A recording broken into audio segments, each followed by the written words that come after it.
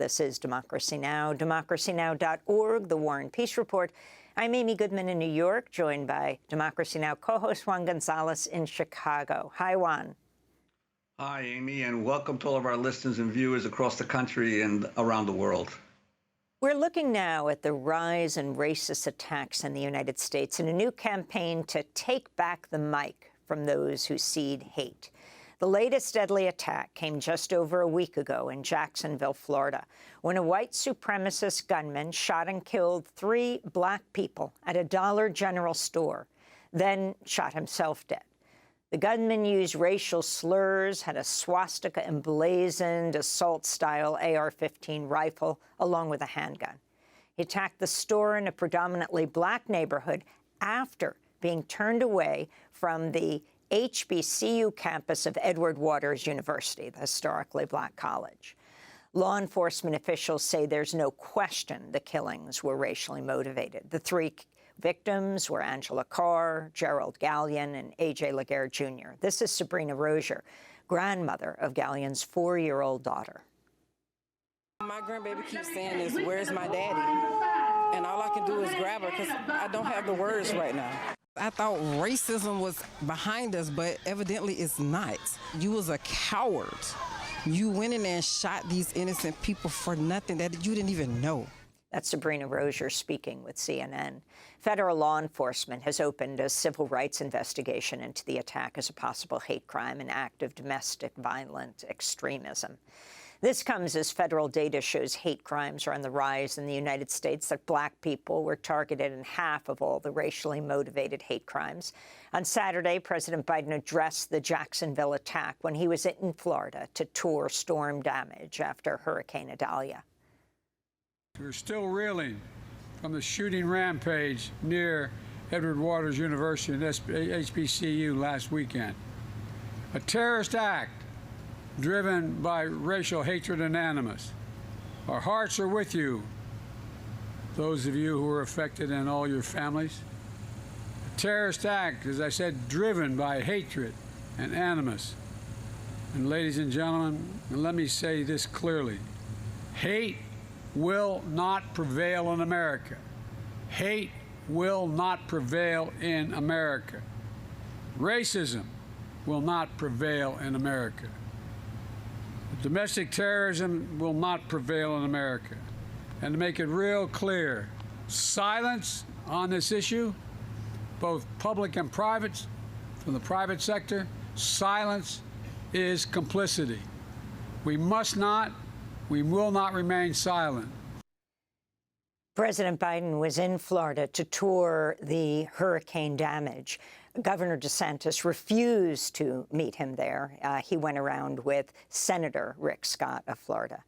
Just last year, a gunman targeting black people killed 10 people at a grocery store in Buffalo, New York, the Tops grocery store.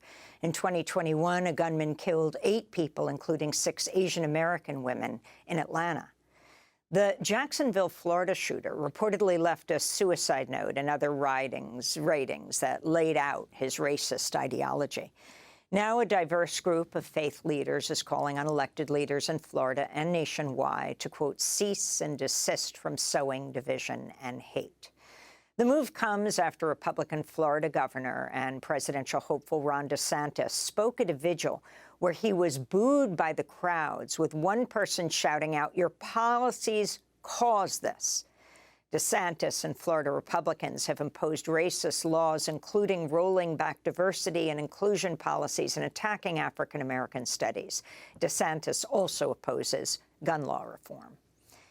The new Take Back the Mic from Haters campaign will also mark this month's 60th anniversary of the horrific bombing of the 16th Street Baptist Church in Birmingham, Alabama, often called Bombingham at the time, that killed 4 young black girls September 15, 1963.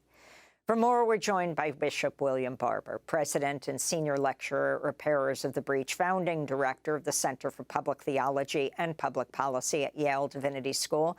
His new piece for The Guardian is headlined, "The Racist Murders in Jacksonville Didn't Happen in a Vacuum. Words Came First." Bishop Barber, welcome back to Democracy Now! Talk about the context in which that young white shooter, leaving behind racist manifestos, first tried to get into a historically black college when turned away by a brave security guard, opened fire at a dollar store. Yeah, Amy. Bishop Reed of the AME's church in Florida, the oldest black denomination, has been working with myself and others to bring together a diverse group of clergy, Jews, Muslims, Christians, to actually have a whole season of resistance that will continue even after the actions. This coming Thursday, having a press conference to announce what's going on, calling for 10 days of fasting, confession, and repentance, and for politicians to cease and resist or resign, and then calling for the communities to rise up, take back the mic, not let hate have the last word, and to mobilize and register to vote. On the Saturday, next Friday, will be a massive leaflet drop of these cease and desist by students, black and white and Asian students in Tallahassee, leaving from the conference of the AME Church. And then on Saturday, the 16th, a one-day anniversary right after the bombing of the 4 girls in Birmingham, there will be a massive gathering in Jacksonville, diverse people coming together and denouncing all of this hate. You think about, we got to talk about what, not just who has killed these people and what is killing across this country. DeSantis and others are spewing hate rhetoric, hate against Black history, hate against trans people, hate against women, hate against immigrants. And the suggestion is that these are the problems. Now, we know that this is this division and distraction. They use hate rhetoric and culture wars to distract from the areas that he's failed as a governor, which I'd like to talk about in a second. But this has a history. In the early 1900s, Woodrow Wilson spewed hate, called Birth of a Nation that glorified the Klan, the history that the nation needed. And in a few years, what did you have? You had Red Summer, where Black men and others were killed and run out of town all over this country in reaction to what was being spewed by the president. In 1963, you had an Alabama governor, George Wallace, say segregation yesterday, today, and tomorrow. He loosed the idea that Black people were the problem, that fight for integration was the problem.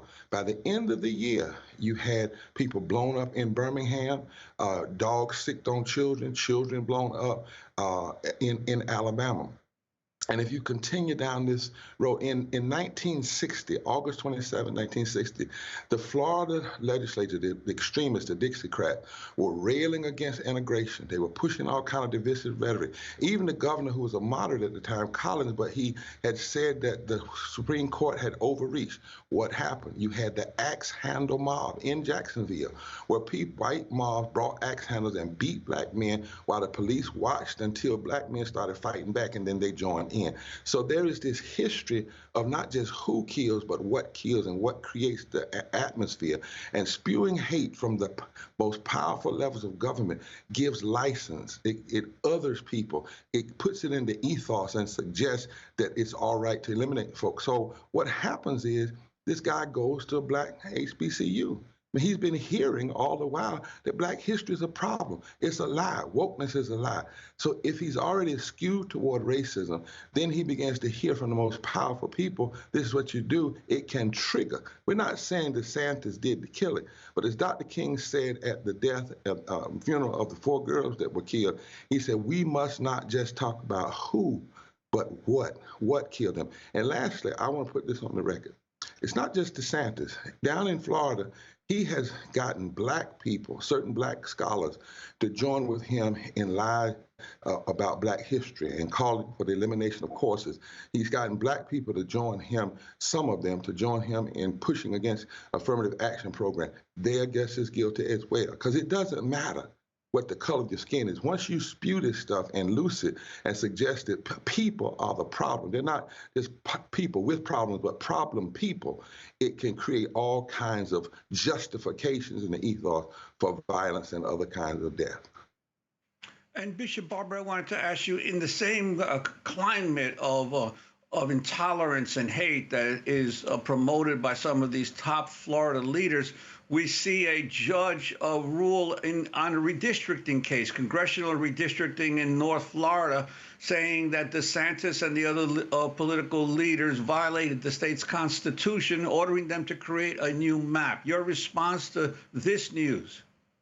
Well, I know about that in North Carolina. We beat back extremists who redistricted, and we beat them in court, found out that they had engaged in racism with surgical intention. And what we know what redistricting is another form of diversion and division and lies, because what it says is that somehow people are cheating, somehow people are not doing right. But what the extremists, they want to cheat because they can't win. They can't win on policies. So what they want to do is create a situation where they stack, pack, and bleach black voters, not just so black people can't elect black people, but so black people and white people and others can't form fusion coalition to elect the candidates of their choice. And why do they do this? Why are they so afraid? Because DeSantis and those with him, they don't want to talk about the real record. That's why they redistrict illegally. That's why they engage in culture war. They don't want to talk about Florida. There are 9 million poor and low-wealth people, 44% of the state, and their policies aren't doing anything about that. They don't want to talk about the 7 million voters in Florida that are poor and low wealth, and if just 3% of them would vote, that haven't voted, they could send any of them home. They don't want to talk about the fact that in Florida, over 4 million people make less than a living wage, while the legislature there and the governor there have been blocking living wages. They don't want to talk about that's 32% of white workers and 57% of black workers. They don't want to talk about the fact that you have over 2 million people in Florida, 2.5 million people who are uninsured, even during the pandemic, and that the life in Florida, the life expectancy went down in Florida. And one study shows that among Republicans, their life expectancy went down, and it's directly connected to the ways DeSantis and others like him railed against vaccines, railed against protections during COVID. They don't want to talk about the fact that 8.4 million workers, 78% of the workforce, do not have access to paid leave. They don't want to talk about when you end cuts in Medicaid, 800,000 people who lost access to health care. See, they support all of that, those policies. So they don't want to talk about this. So where do they want to focus? They want to focus on culture wars and division and dissension, and they want to fight for redistricting, racist redistricting, which undermines the ability for votes to count. And that's why when we criticize them, we can't just talk about hate. We've got to make the connections. One of the things we've said to Democrats is don't just talk about the deaths that are caused when somebody uses a gun to kill. Connect that to the deaths that come when people are kept in poverty. Poverty is now the 4th leading cause of death. So if you are fighting addressing poverty and fighting addressing living wages and fighting addressing health care, that is also a form of death and a form of violence. We have to connect the dots. Racist voter suppression creates death because when you suppress the right to vote and you stack and pack and bleach black voters, you allow extremists to get elected, who then, once they get elected, they block health care, they block living wages, they block addressing poverty. And when you do those things, people die. Bad public policy creates death. Racist rhetoric and division can create a context of death, give people the license to kill. All of it is deadly, and we must take back the mic, raise up an army of love and truth and life that will say, we're not having it anymore. We're going to call you to cease, desist, to repent, to confess, and if you won't, then we've got to mobilize and send some people home so that they won't have the power and the mic to continue to do what they're doing. They may have the same opinion, but they won't have the power and the power of the office and the mic to continue to spew their divisive rhetoric. And Bishop Barber, I wanted to ask you, in this recent Hurricane Idalia, clearly the country is facing, and the world is facing, more and more natural disasters, so many of them fueled by climate change. President Biden goes down to Florida, and the governor DeSantis doesn't even bother to meet with him. Your response to the president's words, especially he spoke out against the attack, this racist attack, as well as offering assistance to the people of Florida ravaged by the Idalia. Well, DeSantis, though he's trained and educated even at Yale and got a law degree, he's rooted in racism and meanness. He's decided that this is his way to office: distraction, division, deflection, focusing on culture wars so that he cannot be labeled as a failed governor. That's what he really is, not a presidential candidate. He's a failed governor. Anytime you have this many poor, low-wage people and low-wage workers and you haven't addressed those issues, you're a failed governor. The president was right to call out the racism and call out the rhetoric and say that if private or publicly, if you're quiet, then you're complicit. I would also encourage the president to go one step further, though, and that is to say it's not just the racist rhetoric. The racist rhetoric and the cultural wars and the hatred toward women, the hatred toward immigrants, the hatred toward the trans community is a form of deflection. And then the president run the record and show how this same person who's spewing all of this division, guess what? He's not addressing the issue of poverty in your state. He's not addressing more than 40% of the people working for less than a living wage, even though the people voted for a living wage to happen in Florida. He's not addressing the more than 2.5 million people that don't have health care. In other words, connect the rhetoric, not just to the deaths that are caused by someone like the young man who did what he did in creating the ethos of death, but actually show how they are failing in their roles as governors and legislators. And that's why they want the division and the deflection and the deception, so that we don't see how they're also engaging in forms of policy violence and policy murder, which is hurting the lives of people. And it doesn't have to be this way. Imagine if this same governor was bringing people together, was raising the minimum wage, was ensuring health care, and those things. Florida would be a very, very different place.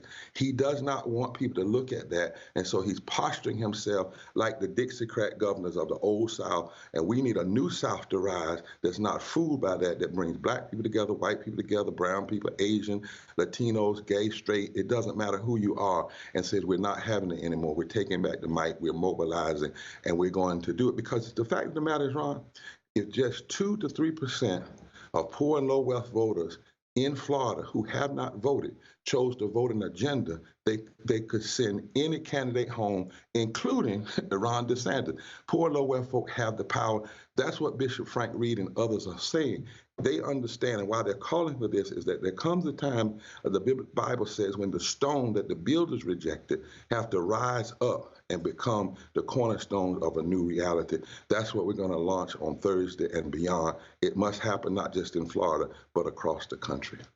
Take back this mic.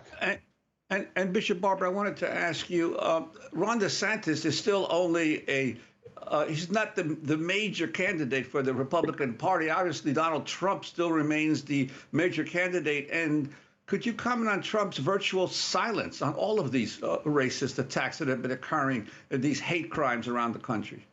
Well, he laid the foundation for it, so he doesn't have to say anything. His very presence has already laid it down. He does enough at his rally. I mean, he's the provocateur par excellence.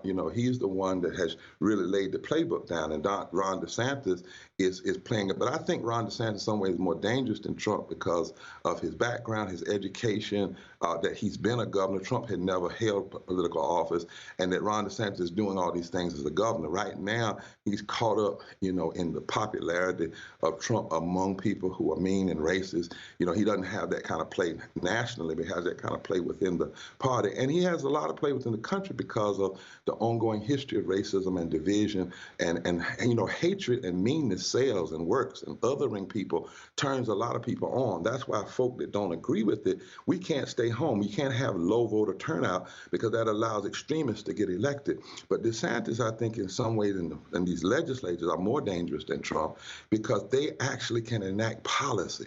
You see, they're actually passing policy. And that's what I don't want people to miss.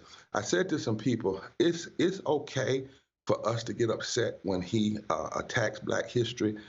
It's right for us to be bothered with and move when these folk have been killed. But let's not just think that there wasn't a big problem before this. And there weren't problems beyond just the rhetoric. Go back to the policy. DeSantis is a failed governor. He's a man that only got elected the first time by 1.5% of the vote. He didn't get elected overwhelmingly. And then the second time, I think maybe about 3 or 4%. He's not even invincible. But as long as he has the mic, As long as he has that legislature, they can continue to push and promote not only rhetoric, but policy.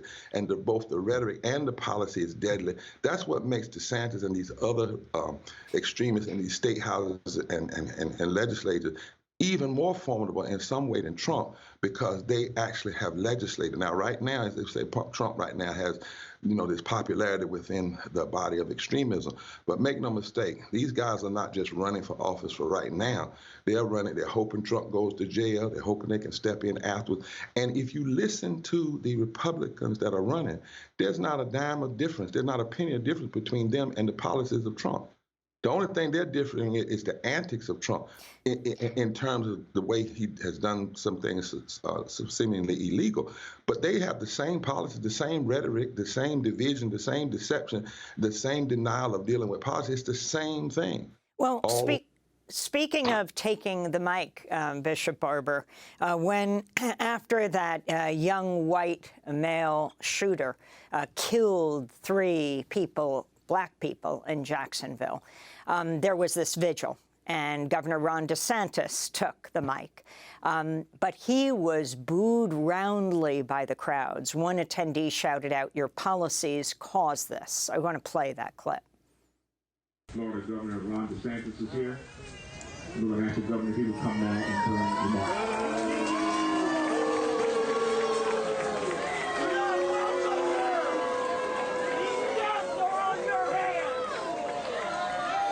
Thank you for doing this. I want to just say to the councilwoman, don't worry about it. We've already been. So you can hear what was going on at that vigil. So there you have just the crowd essentially taking the mic. But then you have in Tennessee, a young man you know well just celebrated his 28th birthday, the legislator, Justin Jones, who was thrown out along with another Justin Pearson. One represents Nashville, the other Memphis, of the state legislature. Yeah, Justin Jones was silenced. And now, then he was thrown out. They spend a lot of money having to redo the election. He's voted right back in by Nashville. And then last week, he is silenced by the legislature. This is the last minute we have. But if you can talk about what's happening. Well, a couple of things. Justin Jones got elected in the most diverse district in Tennessee. Let's note that. That's why he's such a thing of fear to the extremists. Also, he got silenced when he went to the floor to put a slate of policies, 12 things that he's calling on legislators to join him in fighting for. He's not just dealing in the emotionalism, he's actually dealing in policy. DeSantis was booed, should have been booed, because the only reason he should have been there was to get on his knees and repent for how he has helped create an atmosphere and an ethos of othering and division that gives license to this kind of violence. We've seen it down through history. But I also want to say to Floridian, even before this happened, he should have been booed. He should have been booed for the way that he has not dealt with poverty. He should have been booed for the way he's not dealt with living wages. He should have been booed for the way he's blocked health care. He should have been booed for the way he lied and caused people to die, in essence, by saying you don't need to get vaccine. He has a whole record that needs to be booed, and that's what I'm arguing for. He needs, not just for when he has attacked Black history, and in this moment, sure, this is what we see here, and all that rhetoric has created such a bad atmosphere. But look at his whole record, and let's take the mic and raise up and mobilize all over the country, starting in Florida, people who will not be about partisan politics, but will be about principle politics, and say, if you are going to use the mic to spread division, deception, and distraction, and create an ethos of death and violence, we're going to take the mic from you, send you home the best way we can, in love, and through our votes are going to speak, our voice is going to speak, because what we cannot have in this moment is leaders who use powerful positions to create a kind of a pathological atmosphere and an ethos of violence and destruction. Well, it's been deadly in the past and it's deadly in the present. Bishop William Barber, we thank you for being with us, President, Senior Lecturer, Repairers of the Breach, Founding Director of the Center for Public Theology and Public Policy at Yale Divinity School. We'll link to your new piece in The Guardian, The Racist Murders in Jacksonville Didn't Happen in a Vacuum. Words came first.